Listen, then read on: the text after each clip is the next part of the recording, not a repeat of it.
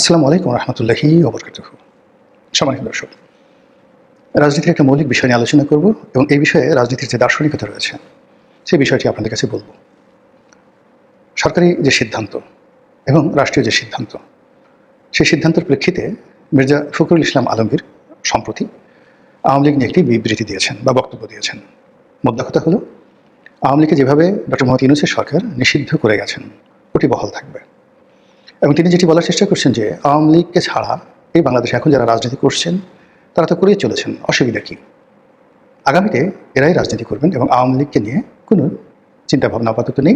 আওয়ামী লীগ যেভাবে নিষিদ্ধ আছে সেভাবেই থাকবে।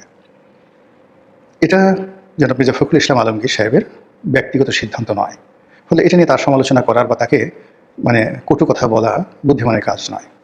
তিনি একটি দলের মহাসচিব, সরকারের গুরুত্বপূর্ণ ব্যক্তি এবং এখন রাষ্ট্রকে প্রতিনিধিত্ব করছেন। সেই দিক থেকে এখানে সেনাবাহিনী, পুলিশ বাহিনী, আমলাতন্ত্র, রাষ্ট্রের যে কৌশলগত বিষয়াদি রয়েছে সেগুলো সহ বিএনপি, জামাত, পার্লামেন্ট, এই সব কিছুর একটা সম্মিলিত যে সিদ্ধান্ত, ইনক্লুডিং মার্কিন ডিপ স্টেট, ভারত, চায়না সহ ডক্টর মোহাম্মদ ইউনূস সরকারের যে সকল কর্মকর্তা ছিলেন তাদের এটি একটা সম্মিলিত সিদ্ধান্ত যে আওয়ামী লীগ এই মুহূর্তে বাংলাদেশের রাজনীতিতে সকলের জন্য বিপত্তির কারণ। ফলে এটা নিয়ে সরকার আর এগোতে চাচ্ছে না। এখন এর ফলে আসলে কী হবে, এটা কি সঠিক কিনা বা বেঠিক কিনা, এটা নিয়ে আলোচনা করব। এই কথা শোনার পর আওয়ামী লীগের যারা লোকজন রয়েছেন তারা সবাই আলহামদুলিল্লাহ বলছেন। সবাই বলার চেষ্টা করছেন যে সরকার আসলে আমাদেরকে অনুমোদন দেওয়ার কে? আমরা এদেশের নাগরিক, এদেশের সৃষ্টি, এদেশের কৃষ্টি, এদেশের কালচার, তার সঙ্গে আওয়ামী লীগের সম্পর্ক অস্থি মজ্জার বা রক্ত এবং মাংসের। বাঙালি নামটি যেখানে আছে, বাংলাদেশ নামক রাষ্ট্রটি যেখানে যেখানে আছে, তার প্রতিটি পরতে পরতে আওয়ামী লীগের নাম লেখা আছে, বঙ্গবন্ধুর নাম লেখা আছে, জয় বাংলার নাম লেখা আছে, মুক্তিযুদ্ধের নাম লেখা আছে, মুক্তি যোদ্ধাদের নাম লেখা আছে। কে অনুমোদন দিল আর কে দিল না, কে নিষিদ্ধ করলো আর কে করলো না, এটা নিয়ে আওয়ামী লীগ বা অন্যান্য যারা আছেন তাদের কখনো হীনমন্যতায় ভোগা উচিত নয়। আওয়ামী লীগের যারা ইন্টেলেকচুয়াল তারা এই কথা বলার চেষ্টা করছেন। 2 নম্বর হলো যায়, রাজনীতি কোনো লেভেল চুষ নয়, কোনো চুইংগাম নয়, এটি কোনো দান নয় কিংবা ভিক্ষা নয়। এটি এমন একটা শক্তি, এমন একটা সামর্থ্য যেটি আপনাকে অর্জন করতে হবে, যেটি আপনাকে থাকতে হবে। আপনার মস্তিষ্কের মধ্যে রাজনীতির যে নিউরনগুলো রয়েছে, রাজনৈতিক যে চিন্তাগুলো রয়েছে থাকতে হবে। আপনার হৃদয়ে রাজনীতির যে বিশালতা রয়েছে, রাজার যে ঔদার্য রয়েছে, এটা আপনার হৃদয়ে থাকতে হবে। রাজা হওয়ার জন্য, রাজনীতি করার জন্য যে দৈহিক শক্তি দরকার, পরিশ্রম করা দরকার, যে উদ্দীপনা দরকার, এটা আপনার থাকতে হবে। তারপর আপনার কৌশল জানতে হবে, অভিজ্ঞতা থাকতে হবে, দক্ষতা থাকতে হবে এবং চেষ্টা থাকতে হবে। আর এগুলো যখন থাকে তখন হিমালয়ের উপরেও রাজ্য প্রতিষ্ঠিত করা যায়। আর প্রশান্ত মহাসাগরের অতলান্তে সবচেয়ে বড় যে গিরিখাত মারিয়ানা ট্রেঞ্চ, সেই মারিয়ানা ট্রেঞ্চ এখানেও আপনার রাজনীতি করা যায়। মানুষ, আল্লাহ তাকে এত জ্ঞান দিয়েছেন, সে জ্ঞান দিয়ে সে বাঘ সিংহকে বশীভূত করে। তার কথা মতো নীল তিমি ছুটাছুটি করে, তার কথা মতো ডলফিনগুলো চলাফেরা করে, মানুষকে পিঠে চড়িয়ে ডলফিন সমুদ্রে বিচরণ করে। তার কথা মতো সমুদ্রের স্রোত পাল্টে যায়, মানুষের জ্ঞানে আকাশ মেঘাচ্ছন্ন হয়ে যায়, মরুভূমি বনভূমিতে পরিণত হয়ে যায়, বনভূমি মরুভূমিতে পরিণত হয়ে যায়। এই মানুষের জ্ঞান। তো আওয়ামী লীগ, তার যদি জ্ঞান থাকে, গরিমা থাকে, রাজনৈতিক সামর্থ্য থাকে, কারোরই দয়া অনুকম্পা লাগবে না। বরং এক্ষেত্রে দয়া অনুকম্পা যদি পায় কেউ, সমঝোতার মাধ্যমে কেউ রাজনীতি করতে আসে, কারো দয়া করুণায় বা কারো দ্বারা সিলেক্টেড হয়ে নেগোসিয়েশনের মাধ্যমে যখনই কোনো রাষ্ট্র ক্ষমতায় কেউ বসে, তার জীবন শেষ হয়ে যায়, রাজনীতি শেষ হয়ে যায়, তার ভবিষ্যৎ শেষ হয়ে যায়। আওয়ামী লীগ সেই কাজটি করতে চাচ্ছে না। আওয়ামী লীগের অন্যায় হয়েছে, ভুল হয়েছে, গুনাহ হয়েছে, তারা বহু পাপ করেছে।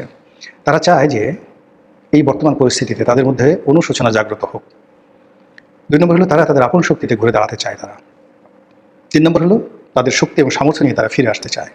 যদি পারবে ফিরে আসবে, নাহলে আসবে না। কিন্তু যখন আসবে চারিদিকে আওয়াজ হবে আওয়ামী লীগ আসছে। আওয়ামী লীগের যারা প্রতিপক্ষ তারা বুঝবে আওয়ামী লীগ আসছে, আকাশ বাতাস আওয়ামী লীগের গান গাইবে, প্রকৃতি হাসবে।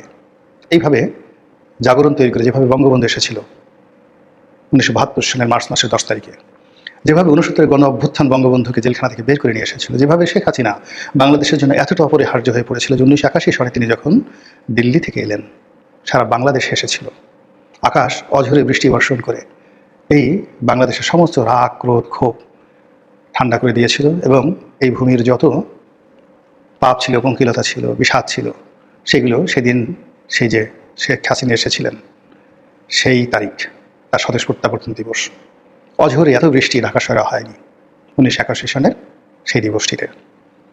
তারপর শেখ হাসিনা টিকে গেছেন, আবার শেখ হাসিনার চলে যাওয়ার সময় এসেছে, তিনি চলে গেছেন, আবার যদি তার ফিরে আসার সময় হয় প্রকৃতি জানান দেবে। এটা নিয়ে আওয়ামী লীগের কোনো মাথা ব্যথা নেই। আমার মাথা ব্যথা হলো আমরা যারা বাংলাদেশে আছি, আওয়ামী লীগ বিহীন অবস্থায় আছি। আমি জানি, আপনারাও জানেন, যে সমাজে প্রতিযোগিতা নেই এবং যে সমাজে শক্ত প্রতিদ্বন্দ্বী নেই, সে সমাজ কোনো কিছু উৎপাদন করতে পারে না। সে সমাজে মেধার বিকাশ হয় না, মননশীলতার বিকাশ হয় না, এবং সে সমাজ ধীরে ধীরে যেটিকে বলে রুইন্ড, বড় বড় রাজ্য, বড় বড় সাম্রাজ্য প্রতিযোগিতা করতে করতে ক্ষমতার একেবারে শীর্ষস্থানে পৌঁছে গেছে, খ্যাতি, দ্যুতি, অর্থবিত্ত সীমাহীন। আর অমনি তারা প্রতিদ্বন্দ্বী হয়ে বৃত্ত বিলাসে একেবারে বিভোর হয়ে যখনই সময় কাটানোর চেষ্টা করেছে, অমনি রাজনৈতিক অভিশাপ, প্রাকৃতিক অভিশাপ এসে সব কিছু 300 বছর, 400 বছর, 500 বছরের যে ডাইনেস্টি তছনছ করে ছেড়ে দিয়েছে। এমনও ঘটনা ঘটেছে, আপনি চিন্তা করুন, পৃথিবীতে উমাইয়া খিলাফত 95 ইয়ার্স, পৃথিবীর 1/3 তারা দখল করে নিয়েছিল উমাইয়ারা, এবং মোহাম্মদ বিন কাসিমের নেতৃত্বে ভারত পর্যন্ত এসেছিল, মুসা বিন নুসাইয়ের নেতৃত্বে উত্তর আফ্রিকা পর্যন্ত চলে গিয়েছিল। এই বংশ যখন মারওয়ান, যখন তাদের শেষ খলিফা ছিলেন মারওয়ান, তাদের শুরুর দিকে একজন মারওয়ান ছিলেন আর শেষের দিকে মারওয়ান, সে মারওয়ানের হাতে শেষ হলো, এবং এখানেই হলো আল্লাহ যেভাবে তৈরি করেন সেভাবে শেষ হয়। এমনভাবে শেষ হলো, পুরো রাজবংশ যারা উমাইয়া বংশের ছিলেন সবাইকে কুটি কুটি করে কাটা হলো, কেবলমাত্র একজনে পুরো বংশের। এই বংশে হয়তো 20,000 লোক ছিল, 30,000 লোক ছিল, সবাই রাজপুরুষ, সবাইকে মেরে ফেলা হলো আবুল আব্বাস আস-সাফফার নেতৃত্বে। আব্বাসীয় যে জাগরণ হলো, বিপ্লব হলো, তার মাধ্যমে উমাইয়াদেরকে সমূলে বিনষ্ট করে দেওয়া হলো। আর একজন মাত্র যুবরাজ সমুদ্র পাড়ি দিয়ে স্পেনে আসতে পেরেছিলেন, তার নাম ছিল আব্দুর রহমান। তো এই প্রতিদ্বন্দ্বিতা না থাকলে এভাবে তৈরি হয়ে যায়। ভারতে একই অবস্থা, মোগল ডাইনেস্টির পতনের পিছনে একই অবস্থা, অটোম্যান ডাইনেস্টির পতনের পিছনে একই অবস্থা। তো সেই দিকে আমাদের যে রাজনীতি, সেই রাজনীতিতে বিএনপির প্রতিদ্বন্দ্বী জামাত নয়, এনসিপি নয়, বিএনপির প্রতিদ্বন্দ্বী আওয়ামী লীগ। আওয়ামী লীগ না থাকলে বিএনপি শেষ হয়ে যাবে, যেভাবে বিএনপিকে দুর্বল করতে গিয়ে আওয়ামী লীগ শেষ হয়ে গেছে।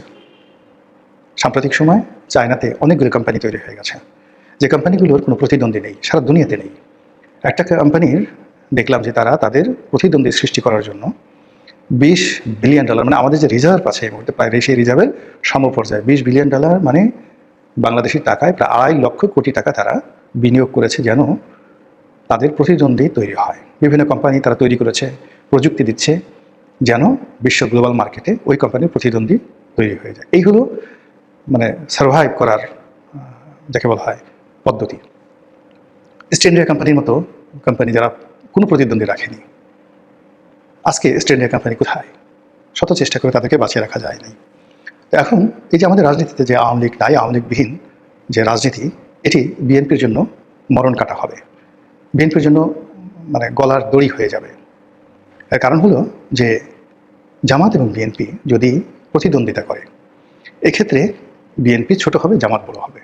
80 বছরের একটা বৃদ্ধর সঙ্গে আপনি ধরেন 30 বছর বা 20 বছর একটা তরুণীকে বিয়ে দেন, তরুণী দেখবেন অল্প কয়েকদিনের মধ্যে বুড়ো হয়ে গেছে। আবার 60 বছর বা 80 বছরের একটা বুড়ির সঙ্গে 20 বছরের একটা যুবকের বিয়ে দেন, ও যুবক একইভাবে বৃদ্ধ হয়ে যাবে। আমাদের গ্রামাঞ্চলে দেখবেন যে সকল বুল ফাইট হয়, ষাঁড়ের লড়াই হয়, ষাঁড় তার নিজের গ্রামের বাইরে গিয়ে মাতব্বরি করতে পারে না, অন্য গ্রামে গিয়ে যখনই তাকে ফাইটে নিয়ে যাওয়া হয় সে পরাজিত হয়ে আসে। ওর একটা নির্দিষ্ট জায়গা আছে, অধিক ক্ষেত্র